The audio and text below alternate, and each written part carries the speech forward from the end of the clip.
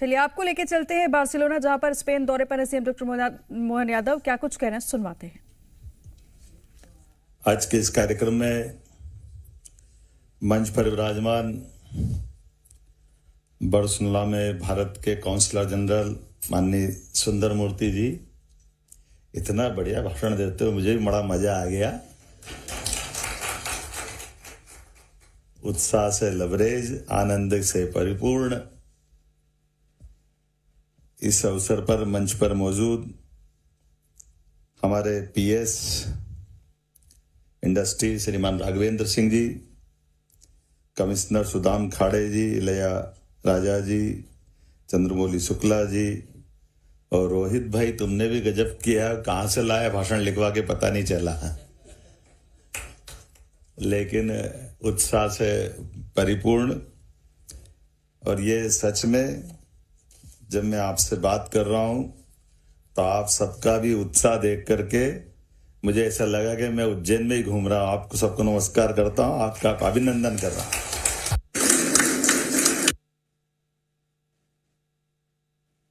हमारे यहाँ कहावत है,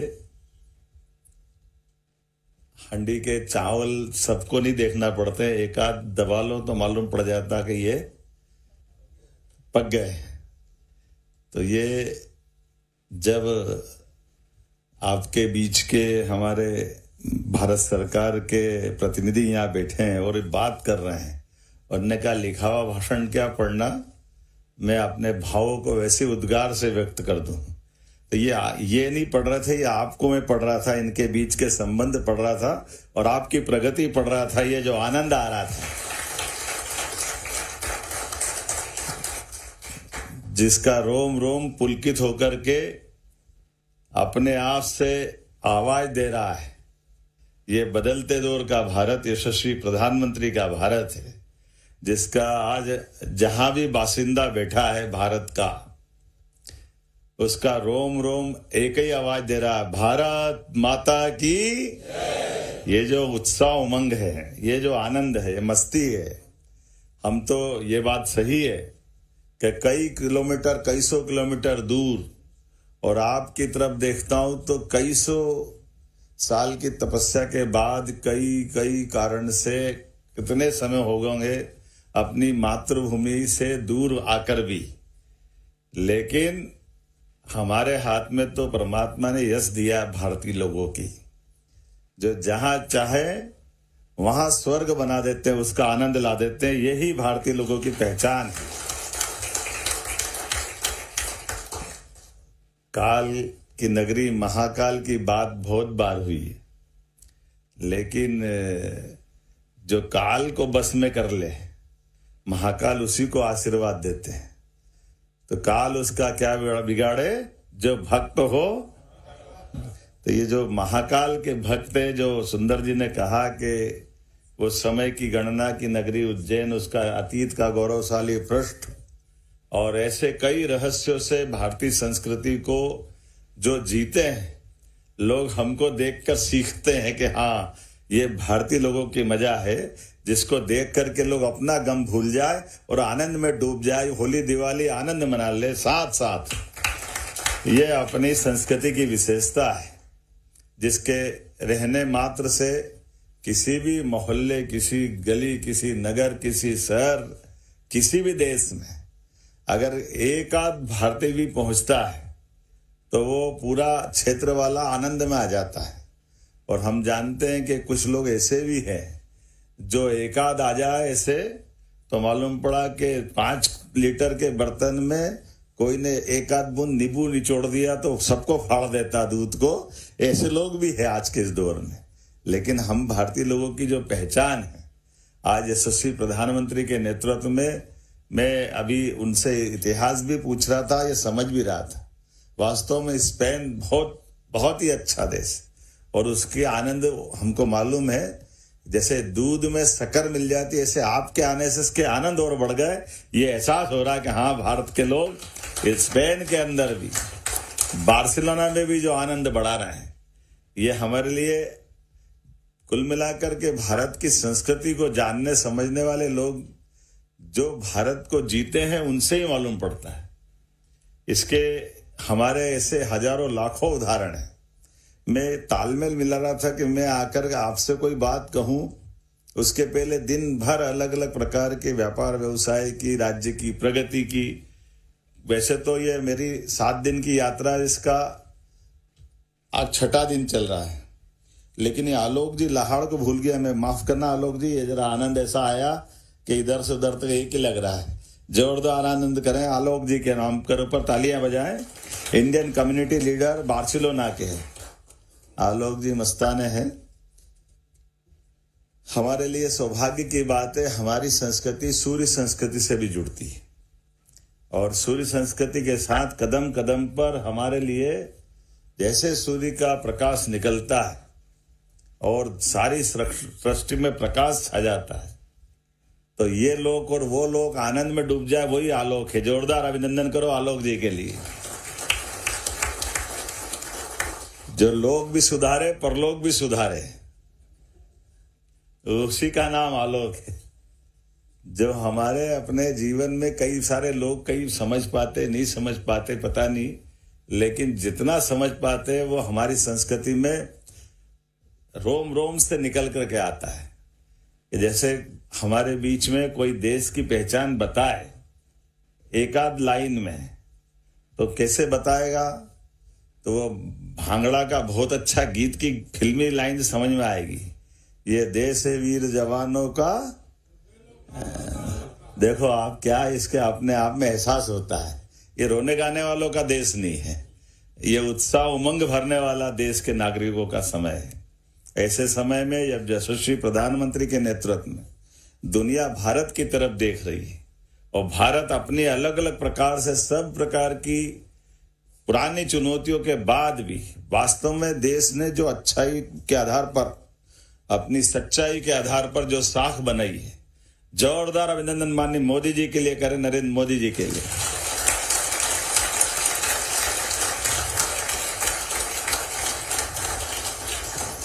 मैं कल आज ऐसे कई जगह अपने देश के विशेषताओं के साथ बात करने के लिए चर्चा कर रहा था, अपनी विशेषता बताने की।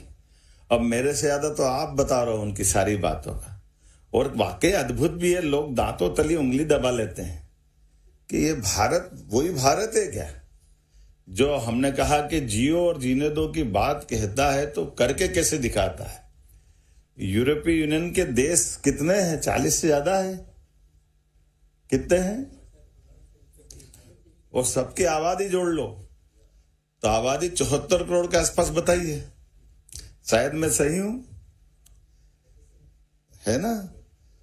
और ऐसी इतनी बड़ी आबादी में उस देश की विशेषता, अगर भारत से इस बात को देखो कि हाँ, भारत वो देश है जो 80 करोड़ नागरिकों को अपने खुद के भंडार से सबके लिए अन्न की व्यवस्था कर रहा, भोजन की व्यवस्था कर रहा है।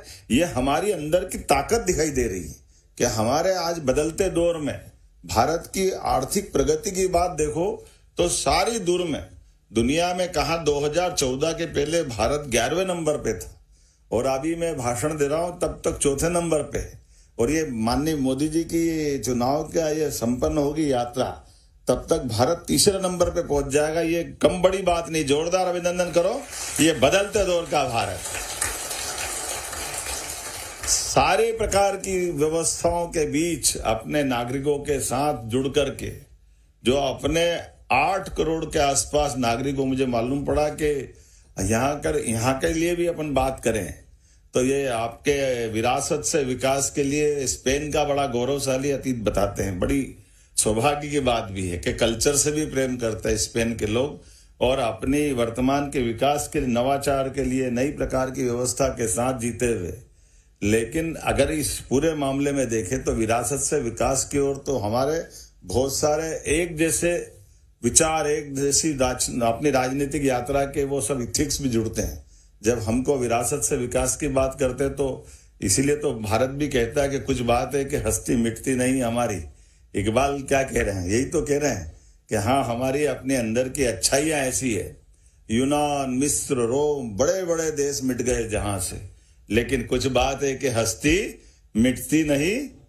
ये जो हमारी अंदर की अच्छाई है, हम तो जीने के लिए भी इसी परमात्मा को यश देते हैं कि परमात्मा करे कभी कोई ऐसा हमसे जीने का कोई प्रश्न पूछे तो हम हमेशा जीने के लिए दूसरे की भलाई में अपना जीवन लगाने वाले लोग, अपना आनंद बांटने वाले लोग हैं कि हाँ, हम जीने के लिए किसी की मौत के जवाबदार नहीं हो सकते, हम तो जीने के जवाबदार हैं।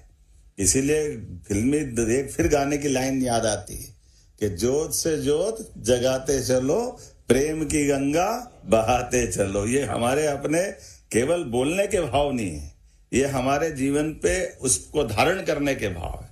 और इसीलिए जब मैं आपसे बात करने आया हूं तो अपने मध्य प्रदेश की विकास की बात भी हमारे बीच में से आपने कुछ संक्षिप्त अलग अलग इसकी फिल्मों की रचनाओं के आधार पे भी देखा होगा कि मध्य प्रदेश देश का मध्य तो है ही, लेकिन आपका भी इस देश के साथ, प्रदेश के साथ वही संबंध है जो मेरा संबंध है।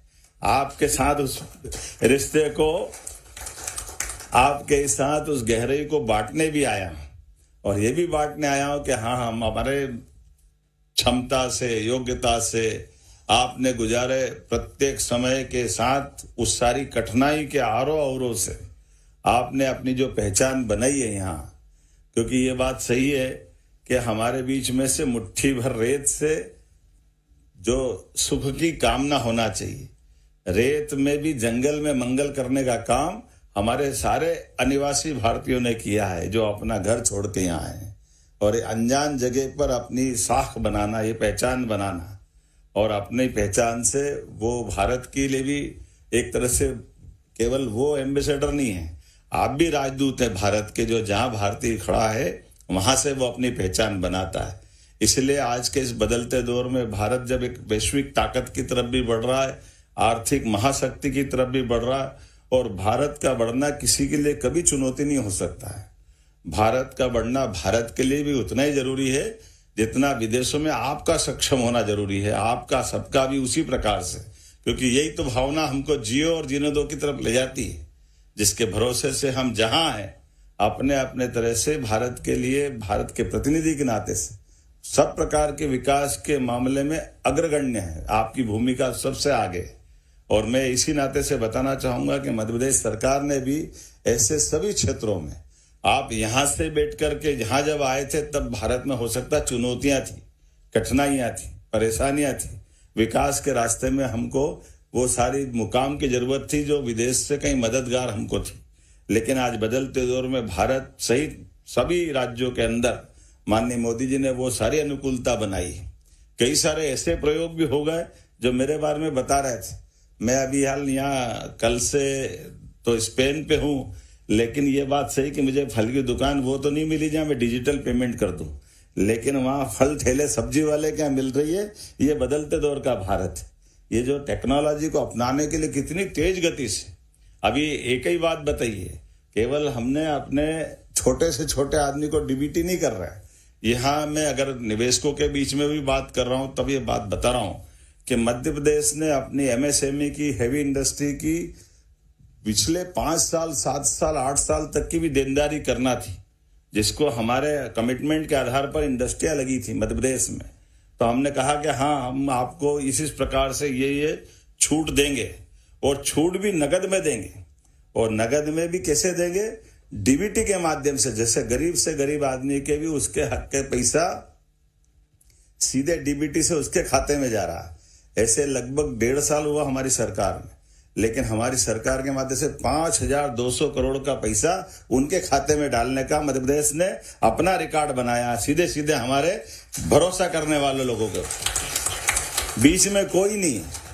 किसी ने कहा बिजली की सब्सिडी का 300 करोड़, तो उसको 300 करोड़ दिया। किसी ने कहा आपने कमिटमेंट किया था इस टैक्स की छूट का, तो उसका टैक्स छूट देने का प्रयास किया।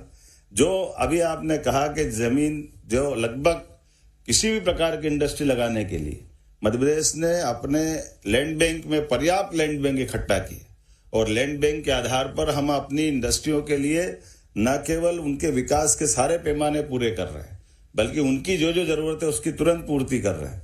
पिछली बार तो मैं विदेश में कहाँ गए थे राघवेंद्र सिंह जी, किसी ने जमीन मांगी थी अपने, हम तो विदेश में ही थे, हमने ऑनलाइन सारी पेपर प्रक्रिया करके जाने के पहले उनको कागज का लंदन में उनको अधिकार पत्र दे दिया कि अब हमारी आपको जो फैक्ट्री लगाना वो यही है, जमीन का अधिकार पत्र दे रहे हैं आपको, हमको दोनों को भारत जाने की जरूरत भी नहीं, मध्य प्रदेश भी जाए बगैर यही दे दिया।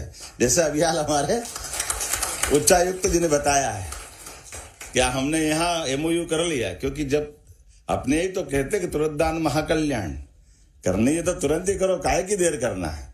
अच्छा सुबह से शीघ्रम, अपने लिए तुरंत करो जो करना, उससे अच्छी क्या बात। तो ये भाव से तो बात बनती है। हमारे लिए परमात्मा वो अवसर लाता है जिस अवसर को हम आप जीवन में ऐसे कहते हैं कि अवसर बार बार नहीं आते, समय बार बार नहीं आता, लेकिन आया समय को भुना ले, यही तो भारतीय है, यही तो आनंद है। हाथों हाथ हमने उस चीज को उस रूप में लेकर के खड़ा कर दिया। इसीलिए एक नहीं ऐसे कई सेक्टर में आज आप कभी कल्पना नहीं करेंगे। जैसे उदाहरण के लिए एक एक सेक्टर में हमने जो काम किया है, उदाहरण के लिए मेडिकल के सेक्टर की बात कर रहे हैं। मध्य प्रदेश में सबसे तेज गति से मेडिकल कॉलेज खोलने वाला अगर राज्य अगर पूरे देश में कहीं है तो मध्य प्रदेश है, जिसके 2002-03 तक 1956 में मध्य प्रदेश बना, लेकिन 56 से बने मध्य प्रदेश में 2002-03 तक केवल 5 मेडिकल कॉलेज थे। 55 साल में 5 मेडिकल कॉलेज, और हमारे पास जब मैं बैठा तब हमारे 30 मेडिकल कॉलेज हमारी पार्टी के आधार पर बने थे। ये मध्य प्रदेश है, 30 मेडिकल कॉलेज। और ये भी थोड़ा कम है, जब तक 13 प्राइवेट और 17 गवर्नमेंट के मिला करके। लेकिन आज की स्थिति में 1-1.25 साल में 7 मेडिकल कॉलेज हमने अभी हाल खोल दिए। ये आज 37 मेडिकल कॉलेज होंगे और 2 साल के अंदर 50 मेडिकल कॉलेज होंगे। और प्रयोग भी कैसे कर रहे हैं, जैसे मेडिकल कॉलेज आप में से किसी को भी खोलना है तो हम बना बनाया हॉस्पिटल जो जिला चिकित्सालय के माध्यम से है, जिसके टेंडर हमने कराए, तो डॉक्टर, नर्स, कंपाउंडर, दवाई, सारी सिस्टम हमारा मेडिकल कॉलेज चलता रहेगा। और आप में से किसी को मेडिकल कॉलेज खोलना, तो मेडिकल कॉलेज खोलने की सबसे बड़ी और कठिन शर्त तो ये होती है कि हॉस्पिटल होना चाहिए। तो हॉस्पिटल हमारी तरफ से रहेगा और उसके साथ बगल में कॉलेज बनाने के लिए 25 एकड़ जमीन लगती, तो 25 एकड़ जमीन केवल 1 रुपए में हम देने को तैयार है और हॉस्पिटल फ्री में चलाने के लिए देने को तैयार।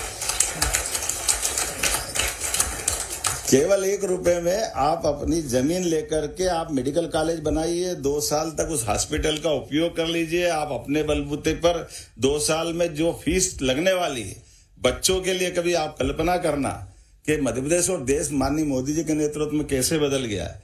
बच्चे भी पूरे देश के अंदर मेडिकल कॉलेज में जो मेधावी बच्चे हैं, जो 12th में 75% से ऊपर नंबर लाए और नीट में वो नंबर तो लाए, लेकिन मेडिकल कॉलेज की, सरकारी मेडिकल कॉलेज की फीस तो 5-7 लाख रहती है, लेकिन प्राइवेट मेडिकल कॉलेज की फीस 60 लाख, 70 लाख, 80 लाख जरा ज्यादा होती है। ऐसे में वो बच्चा गरीब है और उसके पास पैसे नहीं है। तो हमने कहा कोई बात नहीं, हमारे अपने राज्य के अंदर डॉक्टर तो बनेगा, तो हमने ऐसे सारे बच्चों की पूरी फीस सरकार से भरने का निर्णय लिया कि हम भर देंगे फीस, लेकिन डॉक्टर बनाने वाले। इसके एक पंथ 2 काज हो रहे हैं। वो टैलेंट वाला बच्चा अगर डॉक्टर बनकर के तैयार हो रहा है तो ये हमारे लिए सौभाग्य की बात है। उसकी MBBS की डिग्री हो रही है, वो एक तरह से मानवता की सेवा करेगा। और फिर हमने उसकी फीस के बारे में भी कह दिया कि ये भी केवल एक तरह से एजुकेशन लोन टाइप है, उसके मन पर दबाव नहीं होना चाहिए कि हमने फ्री में पढ़ाया।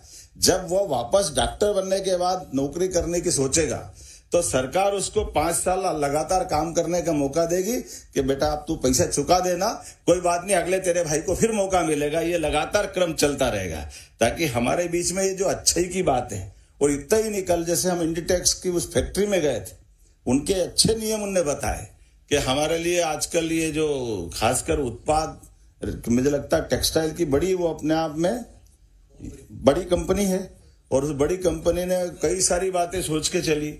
उन्होंने कहा भाई अब ग्रीन एनर्जी भी गया जमाना के, कोयले से खोद करके बिजली बनाना, उससे पर्यावरण खराब होता है, खदानों में मजदूर डूब जाते हैं, बहुत सारी तकलीफें बढ़ती है। तो ग्रीन एनर्जी की बात ही उन्होंने कहा आप, और कब तक, उन्होंने कहा इससे हमने सर कंपनी में तय किया कि 40 तक वो सब चीजों से छूट जाएंगे। हमने कहा 40 किसने देखा, हमारी सरकार ने निर्णय किया कि 32 लाख किसान हमारे यहाँ है, 30 लाख रेगुलर किसान है, 2 लाख हमारे अस्थायी टेम्परेरी कनेक्शन वाले किसान है। हम 3 साल के अंदर सभी किसानों को बिजली के सोलर पंप देकर के बिजली के झंझट से मुक्त करा रहा है। और सोलर से भगवान सूर्यनारायण का इतना प्रकाश है अपने राज्य के ऊपर कि वो अपनी बिजली खुद उत्पन्न करे और अपने आप में ग्रीन एनर्जी से अपने खुद के सोलर पंप चला ले, घर की बिजली भी चला ले। तो एक तरह से ये ऐसे कई wind energy, solar energy, pump storage और इसके माध्यम से पूरे देश में आपको जानकारी इतना ही देना चाहूंगा, आज की स्थिति में मध्य प्रदेश में बिजली सबसे सस्ती पूरे देश में कहीं बन रही है। तो मध्य प्रदेश में बन रही, बल्कि दिल्ली की मेट्रो की बिजली भी अगर जा रही है तो मध्य प्रदेश से होकर जा रही है। मुझे इस बात की प्रसन्नता, उसकी ट्रेन चलाने में भी करंट मध्य प्रदेश से लग रहा है। और ऐसे कई प्रयोग, कई सारी विकास के मामले हैं कि यहाँ बैठे बैठे आप अपना काम भी करते रहे और आपकी भी इच्छा होती कि हाँ हम अपने इस सोलर पार्क में कहीं को अपना पैसा इन्वेस्टमेंट करना चाहते हैं, तो आपके लिए भी वही छूट है। इतने प्रकार से उसमें 2 मेगावाट से लगा के 100 मेगावाट, तो 100 मेगावाट से 2000 मेगावाट तक सब प्रकार की व्यवस्था में आपके बीच में स्वस्थ कंपटीशन कराते हुए सीधा एमओयू कर रहे। और एमओयू की इतनी अपने आप में गंभीरता भी है बिजली के लिए कि जैसे हमने आज से 15 साल पहले जब एमओयू किया था किसी व्यक्ति के साथ मिलकर के 14 रुपए यूनिट बिजली लेंगे, तो हम उसको 14 रुपए का भुगतान कर रहे हैं। भले आज हमको 4 रुपए में बिजली मिल रही तो 4 रुपए में भी हम देने को तैयार है, जिससे कमिटमेंट है सरकार के माध्यम से। तो जो ऐसे निवेशक जो अपने यहाँ काम करते करते मध्य प्रदेश में भी निवेश करना चाहते, उनके लिए भी वो सारी अनुकूलता हमारे तरफ से देके चल रहे हैं। ऐसे एक नहीं कई प्रकार के आज बदलते दौर में जिस प्रकार से हमारे अपने राज्य के अंदर एडिकेटेड एरिया, सिंचाई का रकबा 1956 में केवल 7 लाख हेक्टेयर था। और बताऊंगा तो थोड़ा अटपटा लगेगा, कभी कभी ऐसा लगता है कि मैं किसी जगह ऐसी बात बोलूंगा तो ये अपन कांग्रेस बीजेपी की बात तो नहीं करते, क्योंकि बाहर तो हम इकट्ठे ही हैं, लेकिन ये बोलने में आश्चर्य तो लगेगा सही, लेकिन ध्यान जाएगा कि कहाँ हमारा 1956 में, आप तो आजकल तो चैट जीपीटी का जमाना है, आप खोल के देखोगे तो 1956 में गेहूं 94 रुपए कुंटल था। और वो गेहूं आज हमारे 2002-03 तक मध्य प्रदेश में जब माननीय दिग्विजय सिंह जी की सरकार थी तो 550 से 600 रुपए कुंटल में बिक रहा था। यानी किसानों की प्रोग्रेस 55 साल में केवल 500 रुपए कीमत बढ़ी उनकी। और उसके उल्टा आज की स्थिति में जब मैं आपसे बात कर रहा हूं, आज की स्थिति में 2600 रुपए कुंटल गेहूं खरीद रहे हैं हम अपने किसानों के लिए। ये 20 साल में 2000 रुपए कुंटल का हमने बढ़ावा दिया। और आज भारत के अंदर सबसे ज्यादा फसल उत्पादन करने में पंजाब के बराबरी में अगर कोई काम कर रहा है कोई राज्य, तो मध्य प्रदेश से मुझे इस बात की प्रसन्नता है। इतनी तेजी से हमने न केवल फसल के सेक्टर, सभी सेक्टर में समान रूप से आगे बढ़े। और आप कौन सा क्षेत्र छूटेगा जिसमें मैं बात करूंगा तो डिफेंस सेक्टर से लगा करके हमारे बीच में आज अपने स्पेन के अंदर बहुत सारे प्रकार से जो हमने संभावना वाले क्षेत्र निकाले। जैसे आपने कहा मैं एग्रीकल्चर सेक्टर की बात कर रहा हूँ, हार्टिकल्चर की बात कर रहा हूँ। हर एक सेक्टर में बराबरी से उत्पाद को बढ़ावा देते हुए सरकार बहुत जबरदस्त रूप से तो फूड प्रोसेसिंग, एग्रो इंडस्ट्री के हमारे अलग अलग प्रकार के mega food park, cold chain, warehouse जैसी सुविधाएं तैयार है। आईटी और डिजिटल सेक्टर में भी हमने बहुत तेजी से इंदौर, भोपाल जैसे सेक्टर में आप अगर दिन में देखेंगे तो आईटी के लिए हमने अपने कभी कल्पना नहीं करेंगे। इंदौर हमारा सबसे महंगा शहर है और महंगे शहर में भी महंगे में सबसे ज्यादा तो MR10 की कीमत है, लेकिन MR10 के ऊपर भी आईटी के सेक्टर को प्रमोट करते हुए 1/10 कीमत पे हम जमीन देने को तैयार है। तो ये जो अपना डेटा सेंटर या आईटी पार्क केवल इंदौर में बन रहे थे, अब केवल इंदौर में नहीं, इंदौर, उज्जैन, भोपाल, ग्वालियर, जबलपुर, यहाँ तक कि रीवा ऐसे स्थान पर भी आईटी पार्क हमारा बन रहा है। तो हमारे युवाओं को भविष्य की दृष्टि से रोजगार भी मिले, उनके टैलेंट के बलबूते पर वो अपनी खुद की साख भी बनाए और मध्य प्रदेश और देश को आगे बढ़ाए। तो सरकार के माध्यम से सभी प्रकार के हमारे सपोर्ट के उनकी ताकत की आवश्यकता है। इसलिए कौशल विकास के मामले, अभी जब हम बैठे थे तब हमारी यूनिवर्सिटियां 1956 से लगाकर 2002-03 तक केवल 12 यूनिवर्सिटी थी। आज की स्थिति में 17 यूनिवर्सिटी सरकारी और 52 यूनिवर्सिटी प्राइवेट सेक्टर की, जो बदलते दौर में सभी प्रकार के कोर्स, केवल एक इतना ही नहीं, उससे आगे बढ़ करके एक एक करके हमने जिस ढंग की स्मार्ट सिटी की कल्पना की है। और अब जैसे महाकाल के महालोक धार्मिक पर्यटन के आधार पर भी, पहले तो हमने कभी, मुझे मालूम नहीं कि यहाँ की एम्बुलेंस, एयर एम्बुलेंस की बात क्या होगी, लेकिन अब मध्य प्रदेश और देश के अंदर 5 लाख तक का इंश्योरेंस माननीय मोदी जी के माध्यम से जब मिल रहा है, जिसको आयुष्मान योजना की कार्ड की बात कर रहे हैं, और वो 5 लाख तक का आयुष्मान कार्ड का, ये तो थोड़ा दायरा 60 साल के अंदर तो उनकी आय सीमा का है, लेकिन 70 साल से बड़ी आय सीमा में कोई भी जाति का व्यक्ति, सबको 5 लाख तक का इंश्योरेंस माननीय मोदी जी ने दिया है। और हमने भी निर्णय किया है कि मध्य प्रदेश राज्य सरकार के माध्यम से इसमें पूरे देश में सबसे तेज गति से अगर आयुष्मान कार्ड बन रहे तो हमारे पास बन रहे, और हमने न केवल बीमार हो तो एम्बुलेंस आएगी, बल्कि एयर एम्बुलेंस भी, क्योंकि मध्य प्रदेश राज्य बहुत बड़ा है, तो कोई भी व्यक्ति बीमार हो, डॉक्टर और कलेक्टर डिसाइड कर दे कि हाँ इसको सिंगरौली के बजाय इंदौर पहुंचाना पड़ेगा क्योंकि इसकी जान बचाना है, या जबलपुर दिल्ली पहुंचाना, तो 1 रुपया उसका नहीं लगेगा। एयर एम्बुलेंस फ्री सरकार की तरफ से देने का निर्णय मध्य प्रदेश सरकार ने लागू कर दिया अपने राज्य के अंदर। मानव मूल्यों के आधार पर हमारी जो केवल बोलने की बात नहीं, कोई चौराहे पे घायल है और घायल है, किसी करंट से एक्सीडेंट हो गया और घायल आदमी को हॉस्पिटल पहुंचाना है, 1 घंटे के अंदर अगर वो पहुंच जाता है तो उसकी जान बच जाती। ऐसे में ये मानवता के आधार पर योजनाओं को लागू करने का सिलसिला चालू की, तो गंभीर घायल को हॉस्पिटल अगर कोई राहगीर योजना के माध्यम से पहुंचा देगा तो पहुंचाने वालों को पुलिस परेशान नहीं करेगी, बल्कि 25,000 रुपया उसको इनाम देगी मध्य प्रदेश सरकार के, आपने ठीक काम किया, ये व्यक्ति को समय पे पहुंचा दिया। तो जिस आदमी को पहुंचाओगे, किसी का बाप भाई कोई न कोई रिश्ता तो होगा, उसके परिवार में एक तरह से मदद मिलेगी। ऐसी कई सारी बातों को लेकर हम आगे चल रहे हैं। टूरिज्म के सेक्टर की बात आ रही है, अब बताओ, आप अंदाज लगा लो, 100 करोड़ की होटल आप अगर बनाते हो तो 100 करोड़ की होटल में, होटल आपकी व्यापार व्यवसाय आप करोगे, भले ही आप यहां से भी काम करोगे, तो 30 करोड़ की सब्सिडी हमारी सरकार की तरफ से देने को तैयार है कि 70 करोड़ की होटल 100 करोड़ के रूप खाते में आपके आएगी। लेकिन मध्य प्रदेश सरकार ऐसी कई सारी योजनाओं को लेकर के बहुत सारे प्रकार से प्रमोशन कर रही है। ऐसे कई सारे सेक्टर जिसमें बता सकता हूं, लेकिन ये शाम का समय तो केवल आप और हमको मिलने का था, आनंद के साथ बात करने का था। व्यापार व्यवसाय की तो बहुत सारी पॉलिसियां हमारे यहाँ कभी भी आप संपर्क करके लेंगे, लेकिन सच में आप सबको मिला तो सारी थकान दूर हो गई, आनंद आ गया आपसे बात करने का।